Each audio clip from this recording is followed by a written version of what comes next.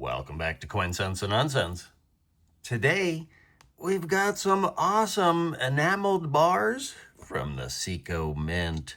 And so these are the birthday flower bars. And initially I had told myself I wasn't going to collect those, but after getting into the cool Ceeco enameled bars, I wanted to collect them all. So here we go. Before we get into it, actually, Ceeco Mint started the birthday idea with the October 1973 bar, and they were horizontal, but then started the new year in 1974 with the portrait style. And so, not to start off with October, we'll look at those when we get to October, November, December. And before we get rolling into these, we'll look them up in the book, but just to tell you, up through here, they're considered like rarity value 4, and then from June on, they have like a $25 over spot value. Ceeco in the book, and you can see the first 3 bars are horizontal, and you can see a little spiel on it there. And then we go to the portrait or vertical ones.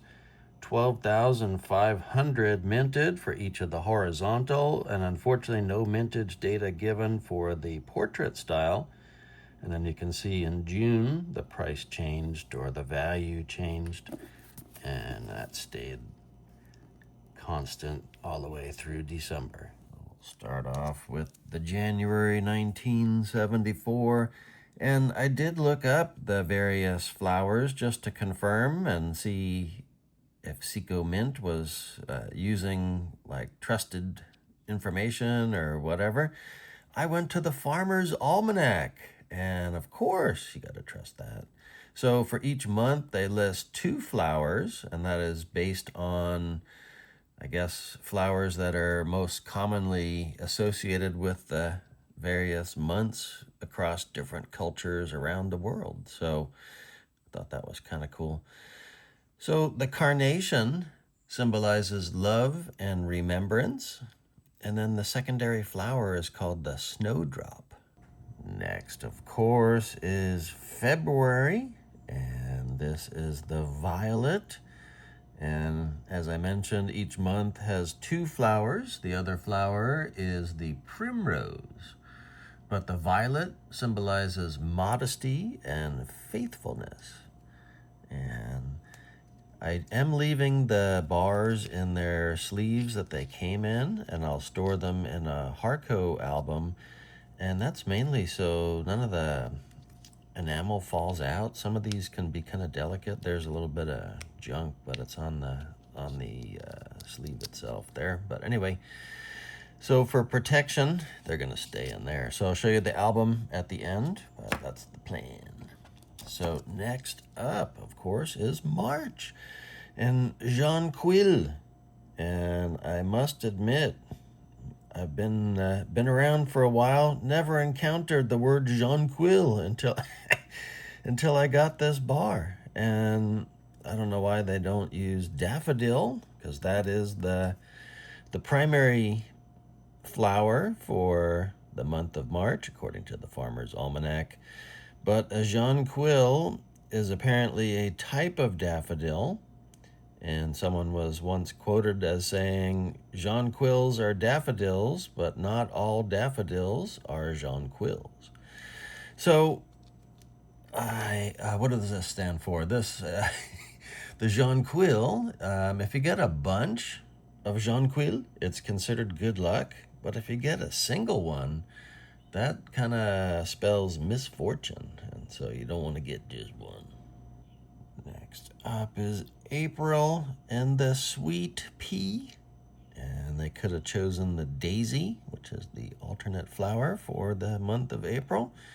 But we got the sweet pea. And the sweet pea, if you get a bouquet, it means goodbye or thank you. What's the old saying? April showers bring May flowers. So is this one of those? The lily of the valley. And I must say, I think it's misspelled. The common usage in flower land is a single L, L-I-L-Y, especially when describing this plant. And The interesting thing is it's not even a true lily. It's part of the asparagus family. And that's a kind of a fun fact from the Farmer's Almanac. So lily of the valley symbolizes sweetness and purity, a return to happiness. So lily of the valley is also commonly known as lady's tears. And the alternate flower for May is the hawthorn. Next up is June and the rose. And this is kind of a classic looking red rose. And the rose symbolizes affection and love. And the alternate flower for June is the honeysuckle. Next up is July and the larkspur. And Ceeco Mint went a little bit off menu there. In the Farmer's Almanac, they list the delphinium as the flower. And apparently, after my extensive research, the larkspur and the delphinium are different plants, different genus, but they are related. They're in the same family. They're in the buttercup family. And then the alternate flower is the water lily. But the larkspur symbolizes positivity and dedication. Next, we've got August and gladioli. I don't know, never seen that before either. Gladiolas, L-U-S, is the commonly used name for this flower, a member of the iris family. And we did have these on our property when I was growing up, and I always thought it was gladiolas, A-S, but L-U-S is the spelling I've seen in the Farmer's Almanac. So anyway, they symbolize strength and love and moral character. And the alternate flower for the month of August is the poppy. All right, the flowers for September are the aster and the morning glory. And Ceeco went with the aster, and that's a member of the daisy family. And they are grown in different colors and whatnot. And typically it's been associated with love, wisdom, patience, beauty, and they had been used to symbolize revolution at some points, and have also been used to honor the fallen soldiers in war. That brings us to October and the calendula. What the heck? Never heard of calendula before. So this is really a type of marigold, I think, or related to marigolds. And why they didn't just go with marigold, I don't know. But they did the same for their 1973 bar. Remember in the beginning I told you I have both sets? That's why there's 15. So they started this series in October of 73. I guess maybe by the time the Mint got their act together, or the idea to do it, that was the first one they could come up with. So both, interestingly, used calendula instead of marigold. So marigold, and the other option would have been cosmos. And so I did a little research there and found out calendula isn't really a marigold. It's a pot marigold. They use the name commonly, but it's not in the same genus as marigolds. So even though the calendula isn't a true marigold, we'll give you the lowdown here on marigolds. They're used to symbolize death and grief, and are part of the Day of the Dead festivities or celebrations. So, and with Halloween coming up, and we got kind of the orange color, it all makes sense. So here's November and the chrysanthemum. And we've got several things to discuss with this one, but first off, we'll say chrysanthemum is the only flower listed for the month of November. There are no alternates, so that's pretty dominant. And this one, just like the horizontal counterpart, shows a yellow version. They do come, I think, in different colors now, but this was the original golden version. Speaking of golden, I don't know if that's like something that's leached off the flower or what. I did look at it close up to see if there was something missing. I don't see it, but I think I'm going to make an exception on this one and re-sleeve it just so that I maintain integrity. Something seems like it's going on there that's not healthy. So I do like the design. Again, the portrait one is a little more detailed. And so chrysanthemums are interpreted in different ways depending on what part of the world you're in, apparently. So traditionally, according to the Farmer's Almanac, they're associated with loyalty, friendship, and joy. However, in Europe, they were used as an expression of sorrow and a symbol of death and mourning. And then in Asia, they're a symbol of youth. And then we close out the year in December with the narcissus. And this one almost feels like a rerun, right? We had the jonquil in March. And so they're part of like daffodils or related to daffodils. Actually, daffodils are in the narcissus family.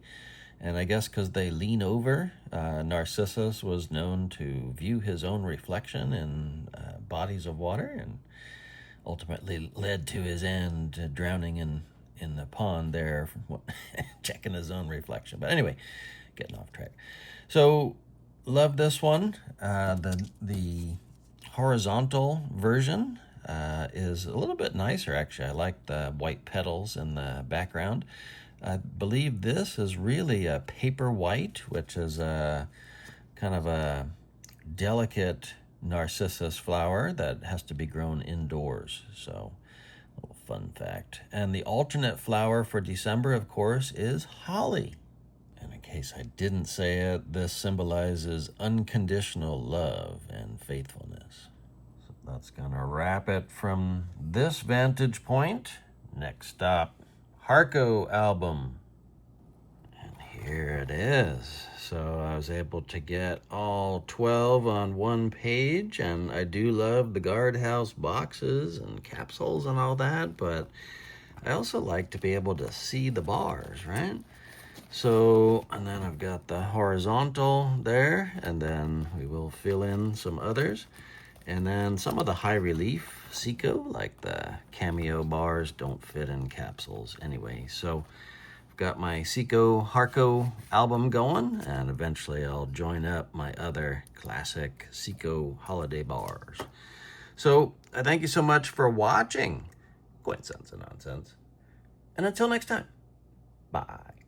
Bye. But for January, we've got the carnation.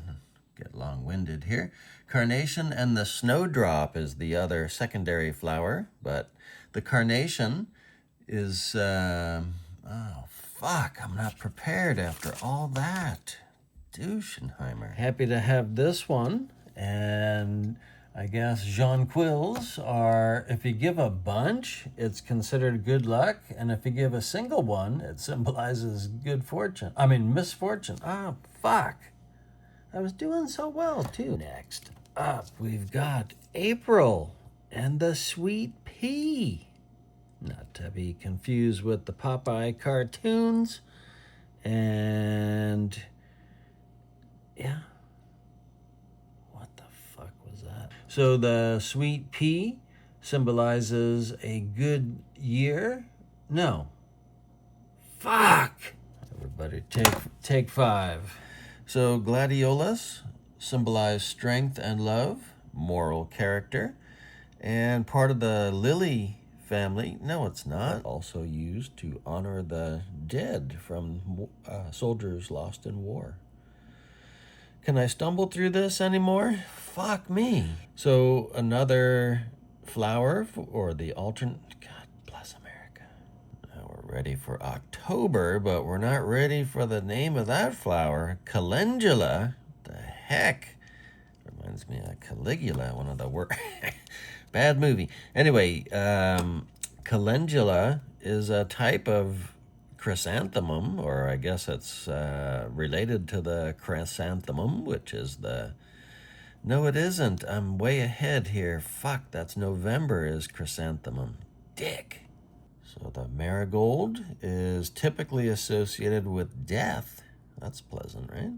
Not only death and grief, but